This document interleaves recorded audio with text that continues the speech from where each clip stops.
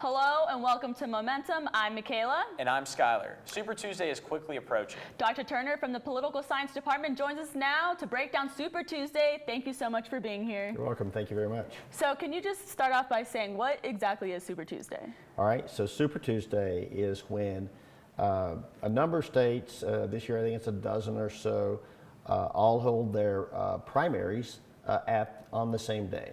That's it. Oh, okay. Real simple, right? Yeah, but it's been with us for decades now, so we come to expect it. But it's not always the same states. Okay.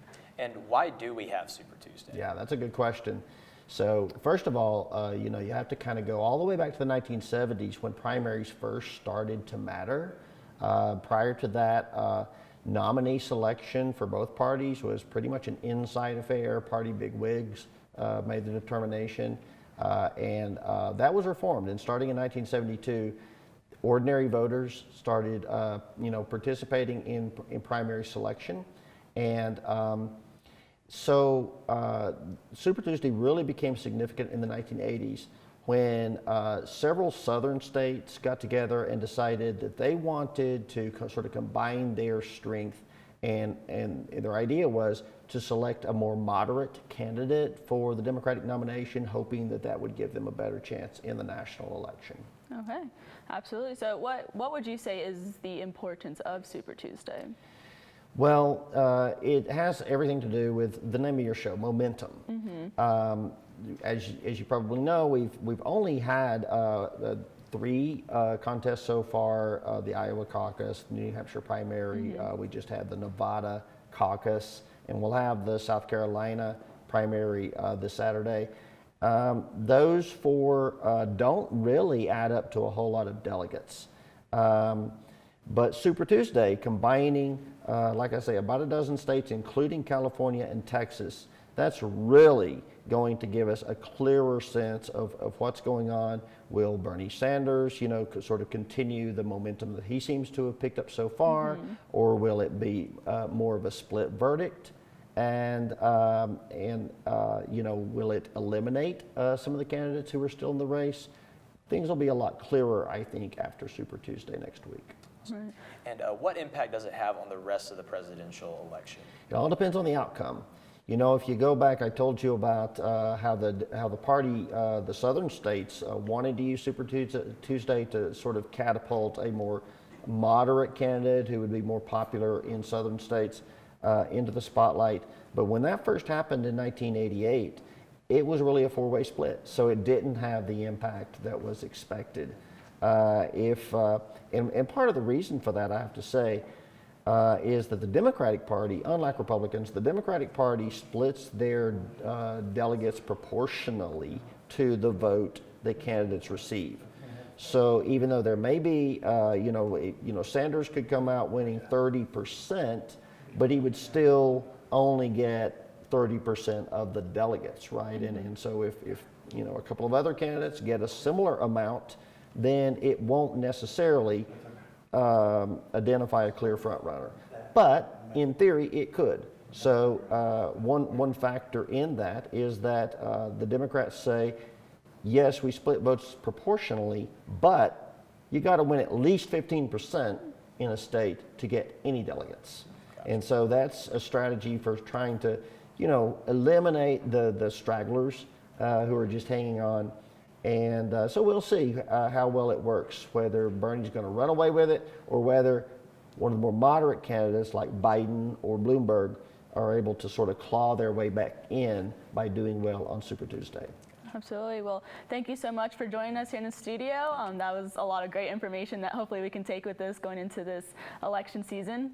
Thank you very much. Thank you. After the break, we have a fun game coming up. Stay tuned.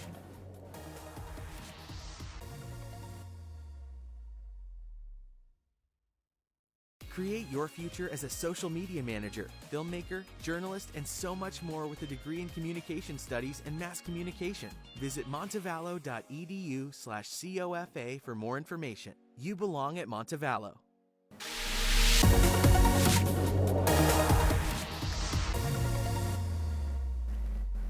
Welcome back to Momentum. Earlier this week, I hit the bricks and tested your knowledge of UM professors and U.S. presidents. Take a look.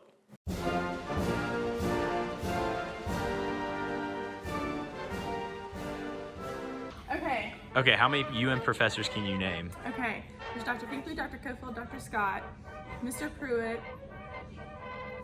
Dr. Hardig, Dr. Walker, getting nervous. And what US presidents can you name? Trump, Obama, Clinton, Bush, Washington, obviously Lincoln, Hey, on the spot. How many presidents can you name?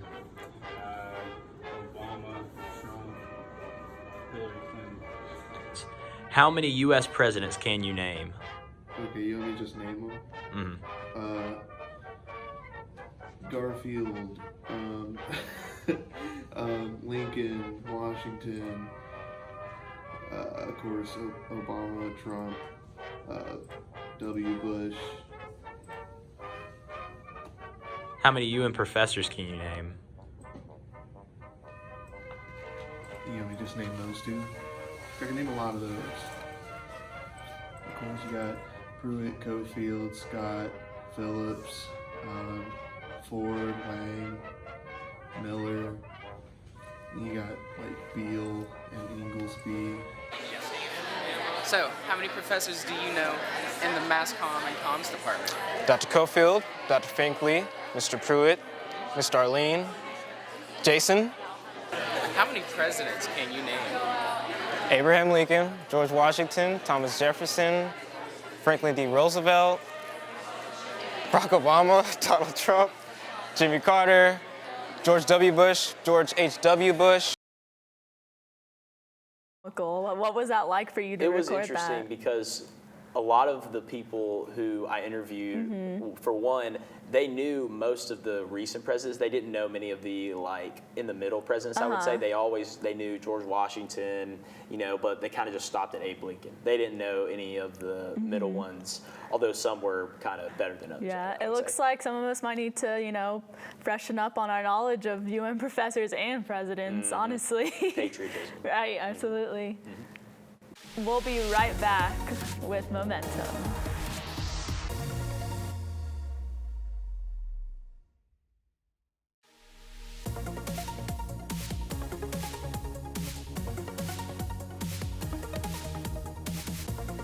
Covering our campus, our community. and all the stories that matter to you. This is Television News.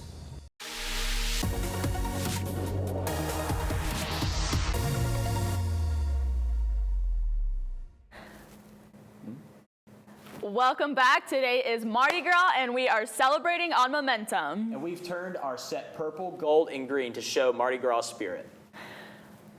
Parades, parties are happening today from sunup to sundown. Some people have camped out overnight to get the best view of the Mardi Gras parade and to get the best throws coming from the floats. Camila Bernal is in New Orleans where the party is well underway.